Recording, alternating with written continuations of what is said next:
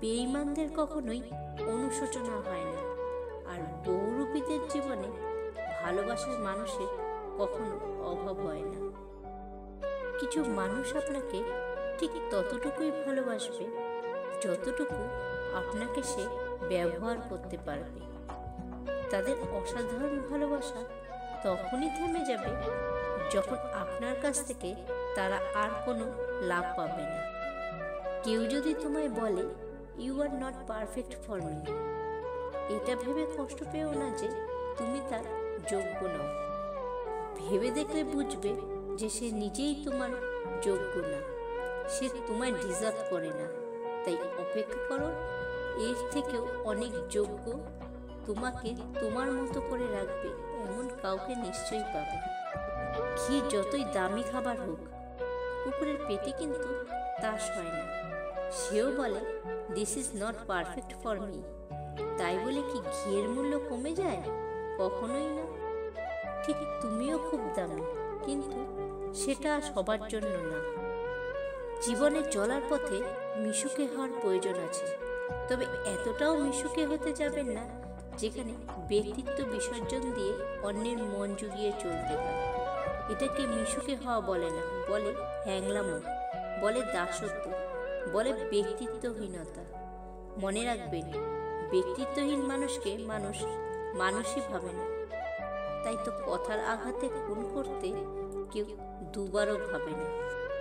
কোনো সময় টাকার অহংকার করো না, কারণ সময় কখনো রাজাকে ভিখারি আর ভিখারিকে রাজা বানিয়ে দেয়। তাই অহংকার না, ভালোবাসা নিয়ে বাঁচো। মেধাবী হয়েও অধিক গর্ব করার কিছু নেই, কারণ শয়তানও কিন্তু মেধাবীই ছিল। ব্যক্তিত্ব এবং সততা না থাকলে সেই মেধা ঘৃণিত। খুব বেশি প্রয়োজন না হলে কেউ কাউকে মনে রাখে না, এটাই বাস্তব। জীবনটা বড়ই অদ্ভুত। যার আছে তার সব আছে, যার নেই তার কিচ্ছু নেই। যে পায় সে সব পায়, আর যে পায় না সে কিছুই পায় না। মানুষ কখনো ইচ্ছে করে বদলায় না। কিছু মানুষের অবহেলা, কিছু স্মৃতি এবং কিছু খারাপ পরিস্থিতি মানুষকে বদলে যেতে বাধ্য করে। যাকে আপনি নিজের সবটুকু সময় দেওয়ার কথা ভাববেন, তার কাছে 1 সেকেন্ডও সময় নেই আপনাকে দেওয়ার জন্য। মানুষ এমন একটা প্রাণী যাকে বিশ্বাস বা অবিশ্বাস কোনোটাই করা যায় না। বিশ্বাস করলে ঠকতে হয়, আর অবিশ্বাস করলে হারাতে হয়। 3 জায়গায় ভুলেও কখনো লজ্জা পাবেন না। নাম্বার 1, নিজের শরীর নিয়ে লজ্জা পাওয়া উচিত নয়। নাম্বার 2, বিবাহের পূর্বে হবু স্বামী কিংবা স্ত্রীকে গুরুত্বপূর্ণ বিষয় কিছু বলার সময়, নিজের কোনো অসুস্থতা বা শারীরিক সমস্যার কথা ডাক্তারকে জানানোর সময়। মানুষের অর্ধেক সৌন্দর্য থাকে কথা বলার মধ্যে, আর বাকি অর্ধেক থাকে চরিত্রে। শরীরের সৌন্দর্যের ভাগ খুব কমই থাকে, তাই কথা আর চরিত্রটাকে সুন্দর করলে দেখবে সবাই তোমাদেরকে সম্মান করবে, ভালোবাসবে। দিনের শেষে ভালো থাকতে হলে নিজের মধ্যে কিছু পরিবর্তন খুব প্রয়োজন।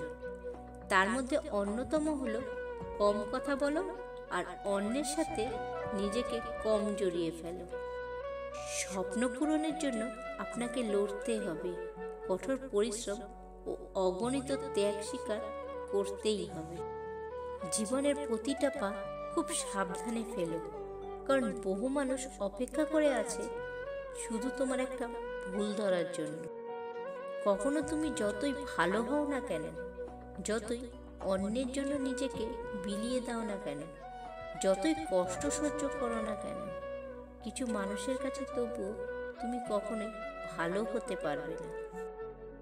সব জায়গায় ভদ্রতা দেখাতে নেই, প্রয়োজনে কিছু কিছু জায়গায় অভদ্র হওয়াটাও ভালো। আপনার প্রতি অন্যায় অবিচার হচ্ছে বুঝেও মুখ বুঝে সব মেনে নেওয়াটাকেও যদি আপনার কাছে ভদ্রতা বলে মনে হয়, তবে আমি আপনাকে বলবো এমন ভদ্রতার কথায় আগুন দিন, জ্বলে উঠুন।